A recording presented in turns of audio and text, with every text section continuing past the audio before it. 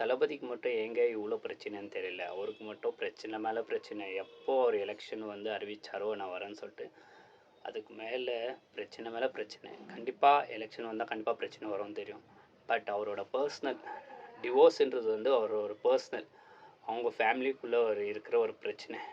But அது எடுத்துட்டு வந்து சோஷியல் மீடியால போடுறது, டிவி சேனல்ஸ்ல போடுறது ரொம்ப எச்சத்தனமா இருக்கு. ரொம்ப கேவலமா பண்றாங்க.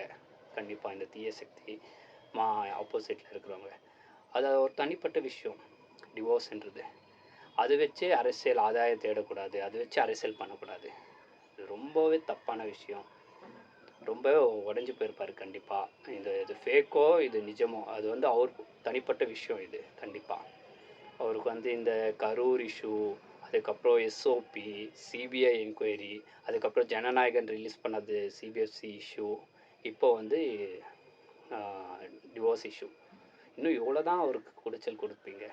அவர் வந்து மக்களை வந்து நல்லா சம்பாரிச்சிட்டு இருக்காருன்னு சொல்லிட்டு கண்டிப்பாக அந்த ஒரு இதுலேயே வந்து இந்த மாதிரி எல்லாமே ரூமர்ஸ் கலப்புறது, இந்த மாதிரி வந்து குடைச்சல் கொடுக்கறதாவே இருக்குது அவருக்கு. அவர் நீங்கள் கொடுக்க கொடுக்க கண்டிப்பாக அவர் வந்து வேறு லெவலில் ஸ்ட்ராங்காக வரப்போகிறாரு 2026 கண்டிப்பாக.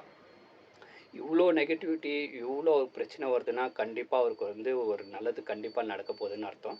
கண்டிப்பாக 2026 அதை நீங்கள் கண்டிப்பாக பார்ப்பீங்க. எனக்கு ரொம்ப கஷ்டமாக இருக்குது இது வந்து இன்னும் பேச பேச. இதோட இந்த வீடியோ முடிச்சுக்கலாம். அடுத்த வீடியோவில் சந்திக்கலாம். Bye guys.